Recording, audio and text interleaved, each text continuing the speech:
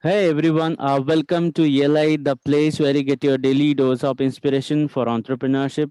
And today we have with us Mr. Madhava Venkatesh Raghavan, co-founder and CTO at Trust Trace. Madhava is a graduate of Madurai Kamaraj University and has worked for HCL Technologies for a long period of time before starting his own venture. Hi Madhava, welcome to ELI. Yeah, hi Priya. Thank you for hosting me on this channel. Yeah, Madhava, I would request you to introduce yourself to our audience, please. sure. So, hello everyone. My name is Madhav Venkatesh, and I have been in the IT industry for about 23 years now. In the last 4 years, I have been involved in a venture called Trust Trace.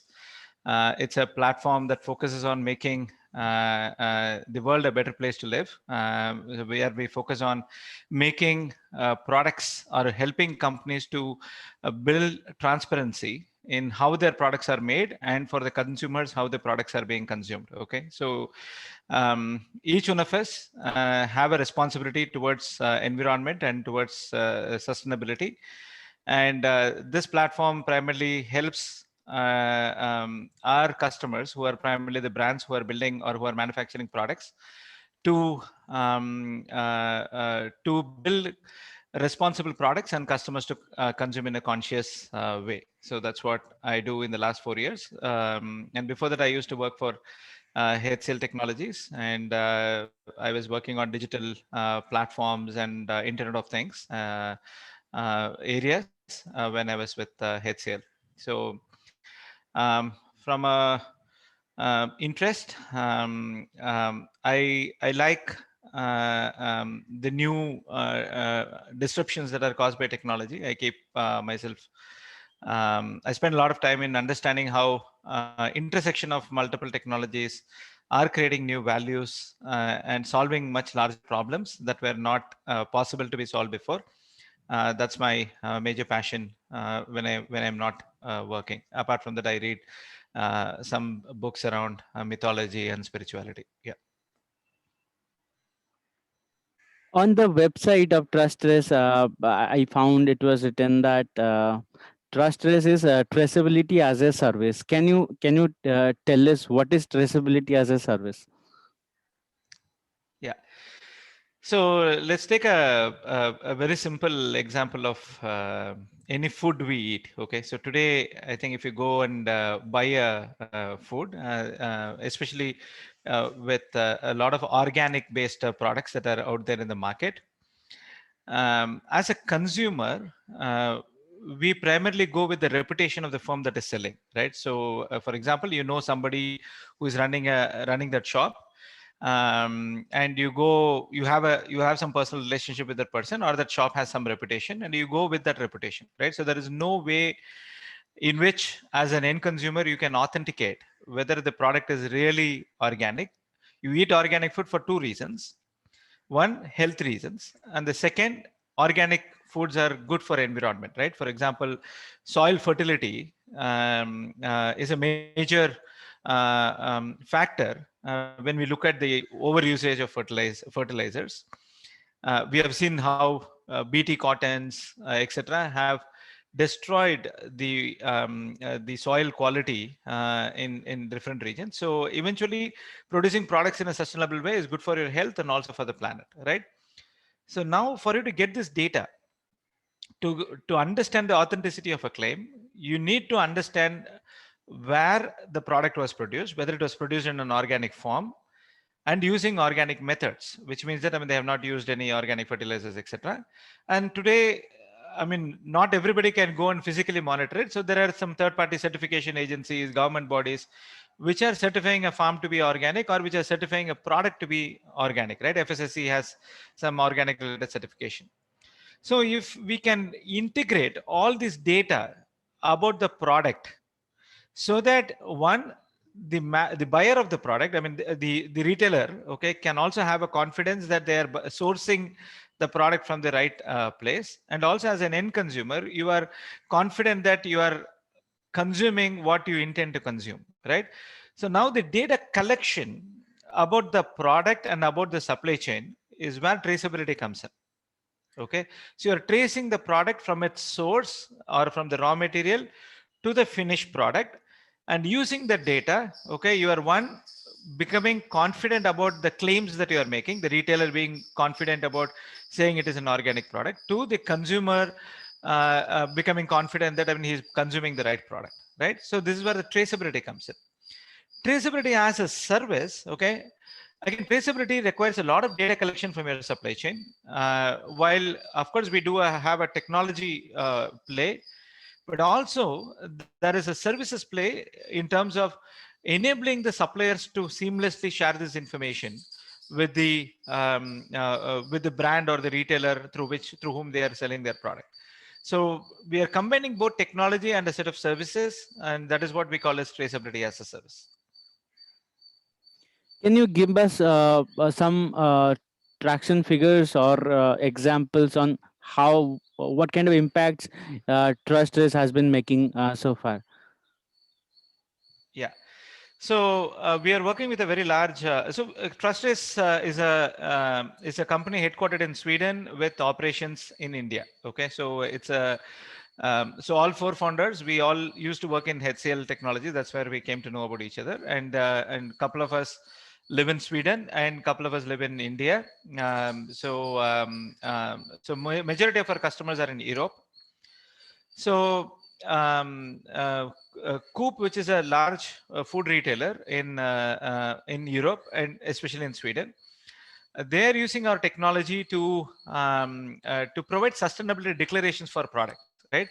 So far people were conscious about the nutrient value or the quality aspects of a product, but in some of these countries where there is a climate related awareness, the purchasing decisions are made with sustainability as an additional dimension, right? So today the platform, right, I mean, we are going live somewhere in middle of April. Once we go live, about 30 to 40% of Swedish population will use our technology or will use our recommendation to make the right food decisions, okay, with regards to sustainability. Okay, so that is a sample of the impact that we are creating using TrustRace. In other words, can I say you are building a blockchain for food supply chain? Yeah. So see, our primary focus vertical is fashion and food. Okay. So we started with fashion and we are just moving to food. The reason why I'm giving food as an example is because the conscious consumerism is not so high in terms of fashion. Okay. Because in fashion also you have recycled polyester. I mean, for example, today if you go to any polyester based product shop like Max, right? For example, if you buy something from Max or Adidas, you will see that the polyester based products, I mean, say you take a shoe, right? It will say it is a recycled polyester, right? So sustainability is not only organic, it's about it's about producing the product in a responsible way. Okay, now it means having the right I mean, taking care of the labors. Okay, for example, there are cottons from specific regions, okay, that the US has put a ban because of forced labor, okay, in the being used in that particular region, right? Then there are some supply chains which has child labor in it, I mean, where there is a blanket ban. Okay, so now these are related to employee welfare and social welfare of the organization. Then we talk about the environmental aspect, right, which is the non-usage of toxic chemicals, okay, in a fashion product, non-usage of toxic chemicals in manufacturing of the raw materials, right? They become very critical in determining the product's quality and also the product's sustainability aspects.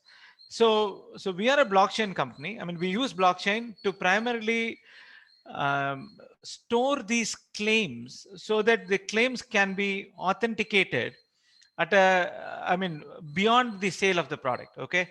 So why I brought fashion into the discussion is one of the major use case for us is circular economy, right? So what is circular economy? Renting, recycle, and reuse, right? Repair. I mean, there are four R's, right? So when you are actually shipping this, for example, I'm wearing a cotton mixed t-shirt. So when I'm recycling, okay, why do I recycle? Because I want to produce less of new virgin fibers, right?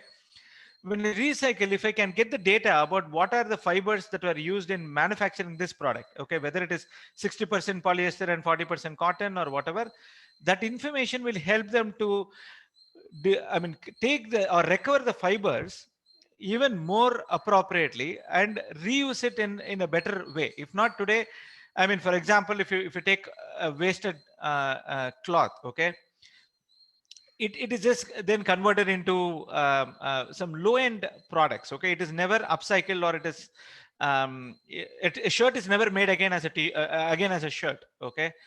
If you even take a pet bottle is made into a shoe, okay. Again, they recover the fiber, they make a shoe, or they make a sweatshirt or whatever, right? So the data about the product and the longevity of the data goes beyond the sale of the product, okay, which means when did I buy this product, how long did I use this product, what was material composition of my product. So all the data is available in blockchain, so that at multiple points of time different actors can use this data, okay. So that's where we leverage blockchain. Now, Madhava, I would like to know your story of building this venture. How did it all start? When did you come up with this idea? How in fact you got this idea? Yeah, so it was a coffee shop discussion. If you go to our website, we had also shared the information. So four of us, like I said, used to work in HCL, and we had done some highly successful. We have collaborated in some highly successful outcomes. Okay, when we were in our previous job, so that had a very good respect for each other, and we were continuing the relationship, right? So we know each other for about 8-10 years now. So it was a coffee shop discussion, and most of us have achieved something reasonable in our professional careers. Okay, so we wanted to, if we had to start something on our own, right? So even within our previous jobs, okay, for example, HCL has a very strong entrepreneurship culture. So I was always working as a startup inside a large corporation. Okay, so so that experience was always there. Okay, but so when we had to start something on our own, we said, okay, why don't we solve some larger problems, right? So uh, mm, while a lot of business applications existed, and those ideas were existing even at the time, right? So even today, you can still build a CRM product and make $100 million company out of it, right? So there are quite a few business applications, but we said, okay, why not we have some purpose behind the behind our venture, okay?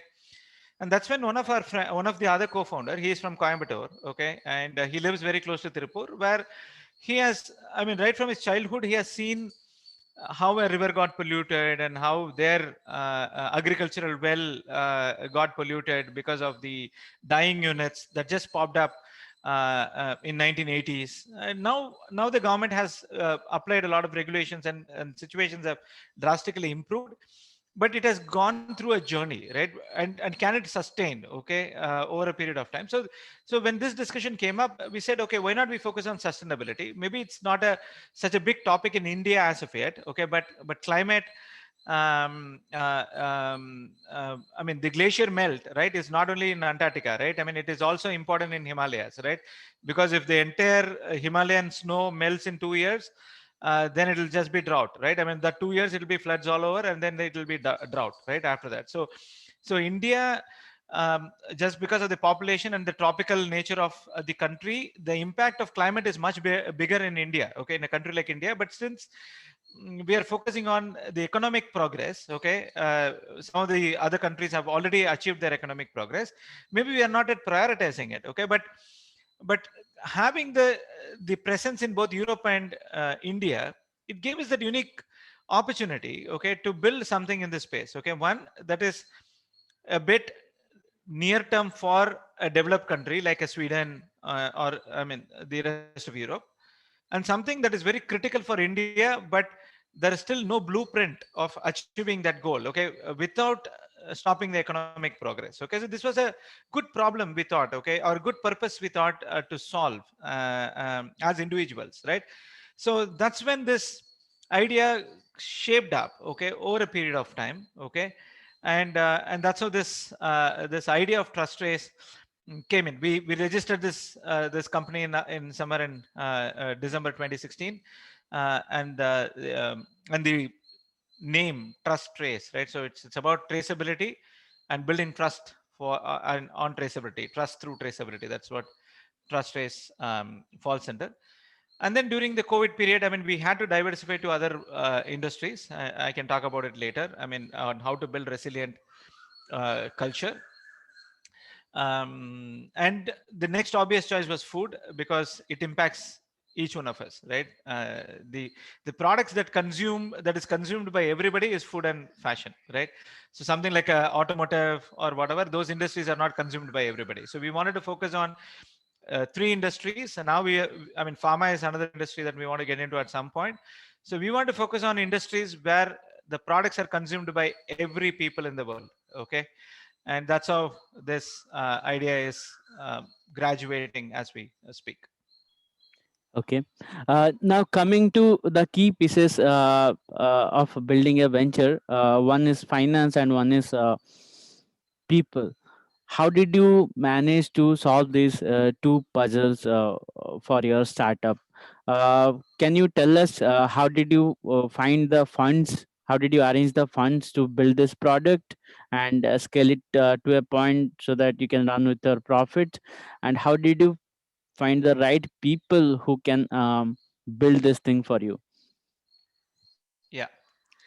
So I think the first step, right, in any entrepreneurial venture, according to me, right, is the team. Okay, the founding team. Okay, we are four founders. Okay, so typically the trend is having more than two founders. I mean, of course, you will dilute the stakes, etc., beyond what we intend. But I think having four founders was a very good starting point for us. Okay, because each one of us have a very different skill set, and we complement each other very well. Okay, and also not all days are great days, right? I mean, so we call I mean, some of the days, I mean, the morning we will get some good news, afternoon there'll be a bad news, evening there'll be something neutral. So we call them as rainbow days. Okay, so we the initial period of a startup, I mean, where from the idea to validating, right? I mean, you have an idea and then you have some validations done before you think you are ready to scale it up. That's a very interesting and a challenging period, because you have an idea but you don't know whether there is a market, okay, especially in the area that we chose, because it's not that there was a SAP or a Salesforce that we were trying to disrupt, right? This was a new market, okay, so we were creating a market for traceability. So we would have been one of the very early startups in this space. So having the four founders with diversified skill sets and also supporting each other during the journey was extremely critical, okay, for us to establish this and build this as a company. Okay, money, of course, since all of us had some 20, I mean, so I have been with industry for 20 plus years, so we had some cash that we could invest initially to build an MVP. And since it was an impact product, right, which was helping us to impact the environment, etc., we applied for some grants. Okay, so there were two grants that we got in Sweden from their grant agency called Vinnova, that gave us that seed money, okay, to build this. And of course, by the time we had validated this proof of concept with a couple of customers who were willing to work with us in the journey, and the initial grant money that we got from Vinnova really helped us to bootstrap the venture. Okay, and team, I think we were lucky, extremely lucky to get the first 2 3 employees who were passionate about this idea, and who also were highly capable of delivering what we require. Okay, so we hired a few engineers. So Karthik, Suresh, Kadambari. These were the first three people in the organization who trusted the idea and who were also passionate about a sustainable future. And then they hired the rest. Okay, so we just hired the first three people, the right first three people. Okay, so to me, I think um, beyond the employee-employer relationship, right? I think your initial employee should commit to the idea, right? They're like an extension to the founding team, right? They're not, if you hire them like an employee, right? I mean, um, um, then it'll be very difficult to, I mean, you have to manage them and you have to continue to run the company all by yourself, right? But if you hire people who are committed to your idea, who have the same passion, that or the same passion to solve the same problem, I think that connection is extremely important with the initial set of team. I think that's what I would say. Since we had a good vision, and since we had a good purpose, it was very easy for us to explain that purpose. And then the team also was convinced, and they saw that, I mean, we could deliver this, and then yeah, rest then fall in place. And then of course we went for a pre-series A investment from a investor in Sweden. Because we were making revenues, and yeah, now maybe we'll raise another round, a series A round in by this year or early next year. So yeah. Speaking of vision and purpose, can you tell us what is the vision statement or what is the uh, purpose that you have for this venture? Yeah, so our vision is a renovated planet. Okay, so our focus is, I think, in the last 300 years post industrialization, we have focused more on progress with very limited focus on the planet. We believe that, I mean, all the planetary boundaries. So there are 10 planetary boundaries from biodiversity to climate, etc. We are breaching in quite a few of them. Okay, so now, while we have achieved the progress, it's now important to take care of or heal the planet. So that is our vision, right? So we want to be a tool in renovating or helping to renovate the planet. Okay, so that's the vision. So our mission is to bring in transparency to both producers and consumers in how products are being made and how products are being consumed. Okay, so the biggest impact of industrialization is we produce more, right? So it's a consumption-driven economy, right? Where uh, I mean, if you take an average house, we have 5 mobile phones today. So we are consuming, I mean, multiple gadgets. I mean, clothing. I'm sure that, I mean, you, you in the last 5 years, your wardrobe has grown some 3x or 4x, right? Because it has become more affordable, etc. Right? But what cost? The cost is the planet, right? Because there is only so much resources that you can consume from this planet, right? The planet is a finite set of resources. Okay, it is not infinite, right? We don't believe in running away from this planet and moving to Mars, right? We want to make this planet better. This is our planet, right? We don't want to run away. So that is our vision and mission, right? But we know it's a big problem. We are a part of the puzzle, right? We are providing one specific aspect of solution in terms of helping companies to build products the right way and helping customers to choose the right products to consume. Okay, so that's our mission.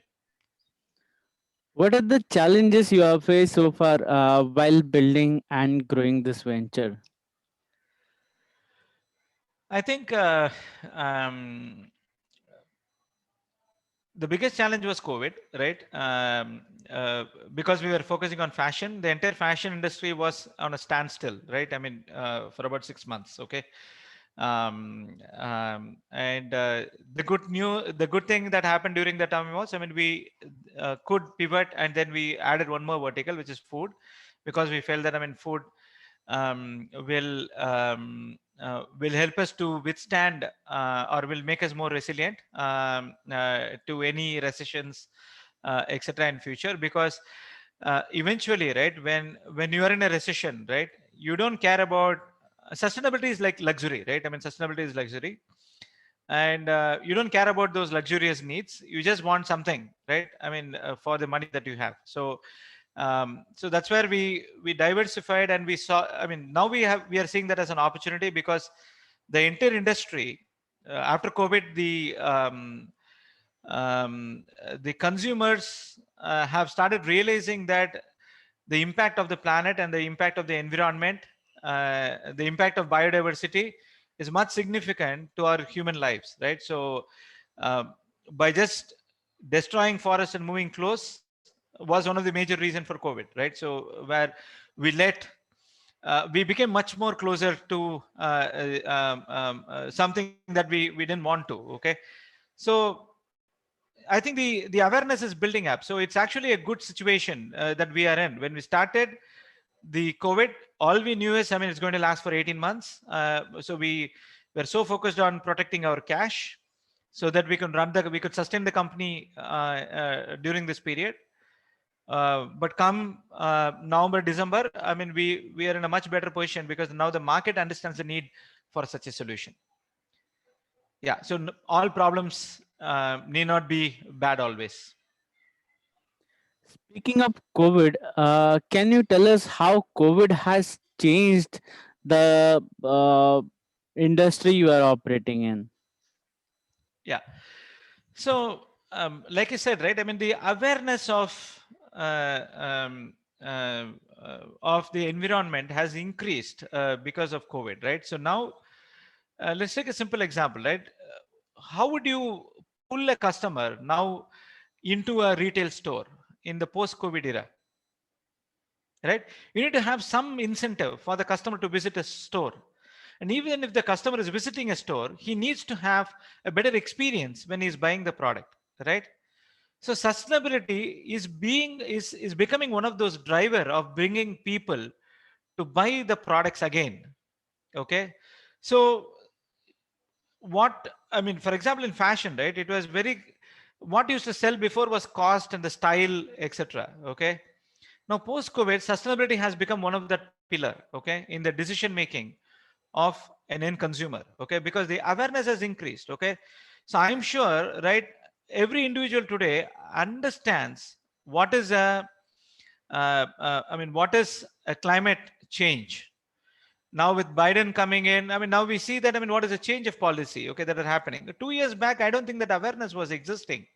Now at least there is some awareness, okay, towards biodiversity, towards all these environmental aspects. I mean, I was just talking to, I mean, at least I don't know whether you have observed this trend. Quite a few IT people are giving up IT and then moving to agriculture, right? This is, at least I have some 4 5 friends who are in the peak of their career, and then who moved to agriculture, and who are looking at sustainable farming, etc. Okay, so it's the movement started, it got accelerated due to COVID. Okay, because everybody felt that, I mean, it is no longer a virtual threat, but it is a real threat.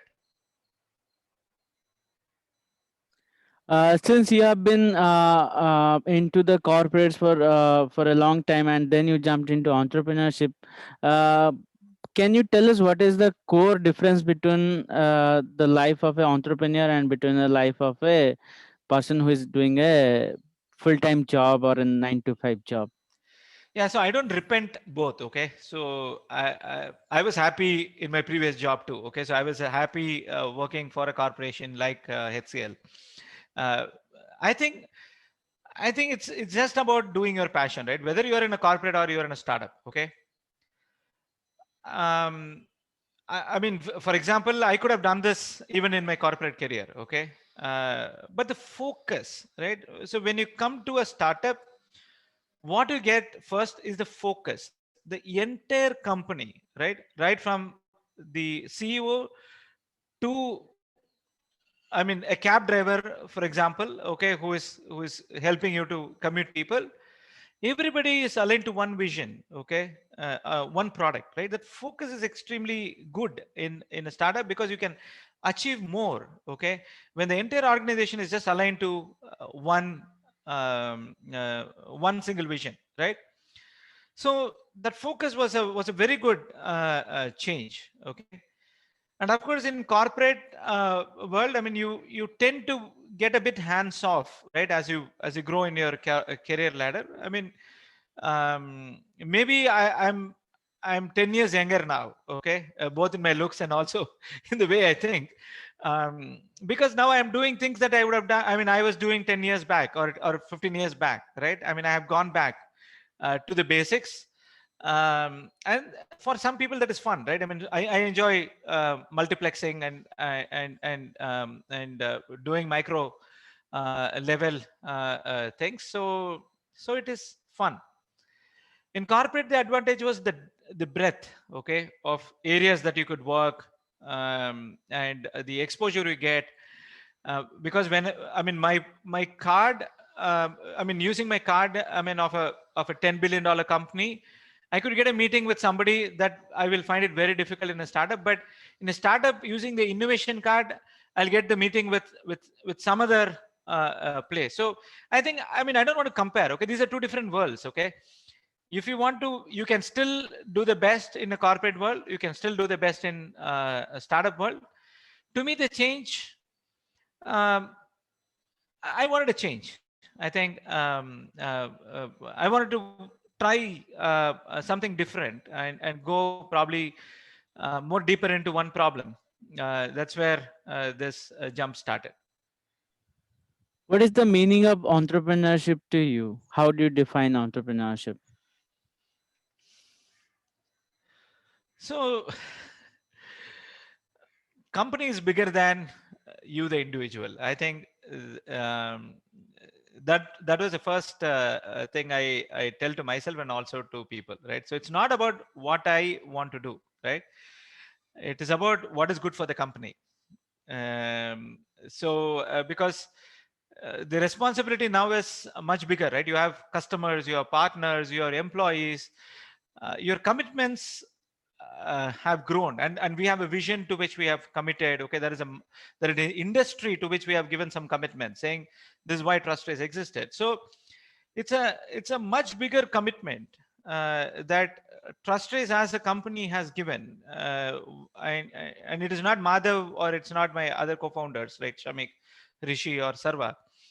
It is Trustrace, right? So it's important to make sure that the company can live up uh, to its commitment and its promises. Okay, it's no longer about me, what I enjoy doing, right? It's about what is important for the company to honor the commitment, right? So as an entrepreneurship, I think you should start thinking about the company much more than what you will do.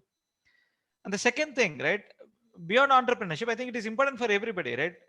Flexibility is extremely critical, and that again ties back to the first point, right, which is company is much more important, right? So that challenges exist in everything that we do, and so in entrepreneurship too, right? The challenges are the same, okay, and you only have 24 hours to worry about. Even worst case, I mean, if you're not doing well, after 24 hours, the next day will come, right? Which is a new day, new beginning. I mean, you can start afresh, right? So that is the beauty of life, right? So as an entrepreneur, it is very important to remain flexible, okay, from the way you execute. See, there is nothing great about an idea. All of us have at least 100 ideas, and all of them are Elon Musk ideas, okay? But the execution is where it differs, right? Somebody just taking that first step, somebody taking that next 10 steps, okay? I think that is where it is important, right? So if I take an example, right, I don't mind hiring somebody who is more senior and who is more capable than me in the organization. That is what I mean as flexibility, right? So it's no longer about me. It's about what the company wants. Okay. If the company wants a better CTO than me, okay, tomorrow, I will be ready to give up this job, right, to that new CTO because the company is much bigger than my individual aspiration. right? I think that is extremely important. Okay, mentality or mindset that we need to get as an entrepreneur. Coming to my last and final question, and this is the question I look forward to in every interview. Tell us what are the learnings you have got so far, which can shorten the learning curve of other entrepreneurs out there who are listening to you right now. Yeah, so I'm not ready to write a book, okay, but I can I can tell you my my experience, okay, because I only have one experience now, okay. So it's not it. I myself has not repeated it, but at least if I look back, if I reverse engineer, right, what worked for us, my personality, okay, is I'm not very high risk taking person, okay. So I'm slightly risk averse. Um, so that is why it took me 40 plus years to I mean start a company, okay. If not, I mean maybe I would have tried it much earlier. So different people have different characteristics, right? So first is understand your characteristic, okay. Don't stress yourself, right? I mean you have to enjoy. Entrepreneurship is again a role, right? I mean is again a experience, okay. So get ready first of all to get into that journey, okay. So if you want to be financially comfortable before starting up, so be it. There it's never too late, okay. So I mean people say that, I mean you can take for example the Facebook story or whatever, right? I mean you're out of the college and you have a startup. India is different, right? I mean these are very good inspirational stories. Yeah, if you are that category, please do that, okay. But it's okay to first get into a comfortable financial position, okay. It is okay to, I'm not saying that is the right approach. I mean to me it's a better approach, okay, because then one fear factor is eliminated from your life, right? Which is what happens if this startup fails. Of course only 1 in 10 startups survey for about 3 years or so, right? And 90 startups fail, okay. So let's understand that, okay. It's not your mistake. It's not the idea of your it's not a problem of your idea. Maybe you're ahead of curve, whatever, right? So first get into a get have some comfort, okay, so that your family pressure, your financial pressures are taken off, okay. The major thing is, at least there were 3 unsuccessful attempts I had in the past, okay, because we never had the right mix of capabilities within the team, okay. All of us were engineers, okay. The previous past attempts when I was doing, the people who got along, we built a prototype, etc., but we didn't have any capability to sell the product, okay. So it's very important that you create a multi-dimension, I mean multi disciplinary founding team, okay. It's okay to have 2 founders or 5 founders or 6 founders, whatever, right? I mean see, eventually it's not about wealth alone that we are creating, right? I mean what you will lose if you have more founders is just the percentage of wealth that you will get, I mean when you're exiting from a company. I mean beyond whatever you need, right? It's all about your experience and enjoying what you build. And my input is be ready to get diversified people into your founding team, okay. I think that is 50% of the job done. And please know the people whom you are going to find the company, okay. Don't just go with a random because there is a brotherly understanding that is required between founders, okay. Like I said, not all days are going to be good, okay. I may take a decision that might fail, absolutely fine, right? The other three will understand. They know that, I mean I'm still not I mean I'm still human, right? And that trust is there, okay. So trust is very important. And have a purpose, okay. The purpose can be anything, right? The purpose, you're trying to solve a business problem. So build that business understanding, okay. I mean at least understand the basic words like, well, what is a value proposition, what is a product differentiation, etc., right? So some of these, you might be technical, and if you're trying to acquire some business skills, I mean better do that early in your career, okay. So that those are very critical. You should be Everybody in the company should know how to market their product, right? It's not, they don't have to sell the product, but at least they should be able to articulate what is this product, what is the problem I'm trying to solve. Every engineer and every founder should have that vision, right?